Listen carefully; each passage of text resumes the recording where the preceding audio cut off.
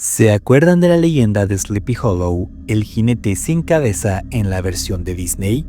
Esa película animada que para muchos fue una de las primeras que provocaron escalofríos, sobre todo cuando va cayendo la noche y se aparece el jinete en las sombras. Hoy vamos a hacer un recorrido más profundo, repasando no solo la historia, sino también datos fascinantes, detalles técnicos y el doblaje mexicano que le dio un toque muy especial gracias a Tintán. La historia original es un cuento de Washington Irving de principios del siglo XIX, publicado en 1820, situado en Sleepy Hollow, un valle cerca del río Hudson en Nueva York. Ahí llegan leyendas, supersticiones, viejas historias de fantasmas y un personaje central, Ichabod Crane, que es un maestro bastante excéntrico, supersticioso, soñador, que acaba enamorado de Katrina Van Tassel, hija de un granjero adinerado. También existe el Fornido Huesos, un joven fuerte, popular, rival en el amor con Ichabod, y el elemento central, el jinete sin cabeza, un espectro nocturno que rondaría el valle, supuestamente un soldado decapitado que cabalga buscando algo perdido. Es una leyenda que ha sido adaptada muchas veces, pero Disney hizo su versión animada en 1949 como parte de The Adventures of Ichabod Crane and Mr. Toad. En esa pieza, The Legend of Sleepy Hollow se convierte en un corto fascinante visualmente, con atmósfera otoñal, con fondos de neblina, con música que subraya lo sobrenatural, lo misterioso, lo que no se ve, lo que se oye y lo que se imagina. En la versión de Disney, los personajes se diseñan con esas caricaturas muy marcadas. Ichabod Crane, delgado, cómico, un poco torpe y supersticioso. El Fornido Huesos, rudo y fuerte. Katrina como la juventud relajada y la belleza campesina. Y el jinete como una sombra aterradora que aparece montado en su caballo. La narración original en inglés cuenta con Bing Crosby como narrador para Sleepy Hollow y Basti Rathbone para Mr. Toad en la otra parte de la película. Disney siempre acompañó con buenos recursos sonoros y musicales, y por ejemplo, la música fue creada por Oliver Wallace, que sabe muy bien mezclar lo ominoso con lo bello. Pero aquí es donde la versión en español, especialmente la doblada en México, adquiere un matiz especial que muchos quizá no recuerdan tanto, pero que es fundamental para quienes crecimos con esa voz. En México, el doblaje fue hecho con la participación de Germán Valdés, mejor conocido como Tintán. Tintán fue narrador, pero también prestó su voz a Ichabod Crane y el Fornido Huesos. En otras palabras, fue actor de doblaje para todos los personajes principales de esa parte del corto, algo poco común porque no necesariamente un solo actor dobla múltiples roles tan distintos.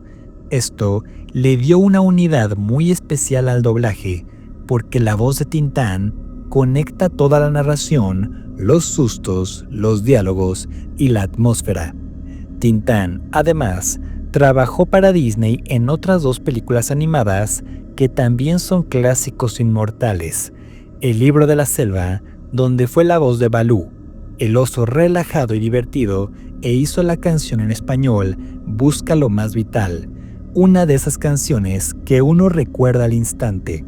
Y también prestó su voz en Los Aristogatos, interpretando al gato callejero Thomas O'Malley, personaje encantador, independiente, con ritmo y actitud que además canta, seduce y que vive libre.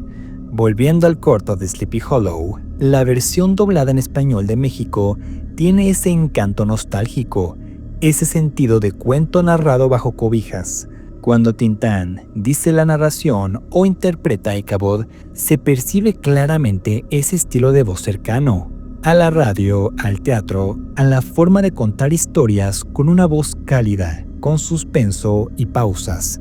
Esa voz hace que las supersticiones suenen más reales. Las ramas que crujen suenan que lo hacen a tu lado, los relinchos del caballo a la oscuridad. Esa versión doblada ayudó a que muchas generaciones mexicanas crecieran con ese recuerdo, no solo la animación, sino la voz y las frases. Además de la trama, de los personajes y del doblaje, hay virtudes que vale destacar. La ambientación visual, que logra mezclar paisajes otoñales con sombras, neblinas y árboles retorcidos. La música, los silencios, el ritmo, la tensión sube poco a poco. No es que todo suceda abruptamente, sino que te va construyendo un ambiente de misterio. El guión respeta bastante bien la leyenda original, aunque suaviza cosas para hacerla adecuada para público más joven, sin perder el miedo. Y el final es ambiguo, lo que deja espacio para la imaginación. ¿Ichabod fue capturado? ¿Huyó despavorido? ¿O todo fue una fantasía? Esa duda es parte del encanto. También es interesante ver cómo Disney decidió, tras la Segunda Guerra Mundial, no hacer esta historia como un largometraje independiente, sino como un segmento dentro de The Adventures of Ichabod and Mr. Toad, porque los costos de producción eran altos y además combinaban distintas historias para atraer públicos diversos.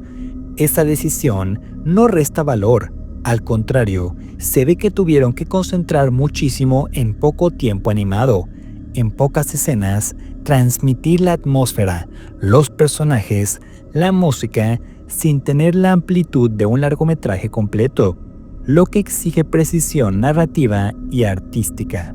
Hablando de Tintán, su carrera es enorme, inmensa. Germán Valdés participó en más de 100 películas de cine mexicano.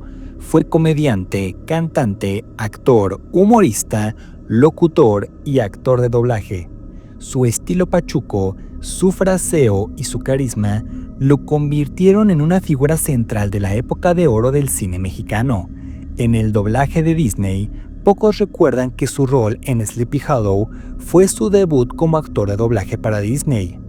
En El libro de la selva, aparte de darle vida al personaje de Balú y de cantar Busca lo más vital, también se le reconoce que su interpretación le dio un sello muy mexicano al personaje, sin imitar exactamente al original, sino adaptándolo, representando la música, adaptando las letras al español y haciéndolas sentir naturales en su contexto. En Los Aristogatos, con O'Malley, ocurre algo similar.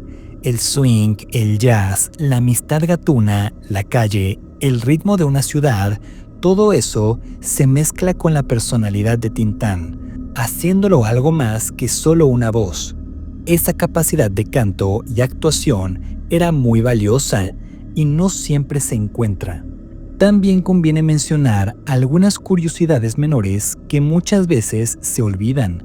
Por ejemplo, se dice que Tintán comenzó como locutor en la XCJ de Ciudad Juárez, haciendo imitaciones, parodias de personajes famosos, voces de caricaturas y cosas que lo fueron entrenando en dicción, ritmo, registros de voz, para luego dar el salto al doblaje formal.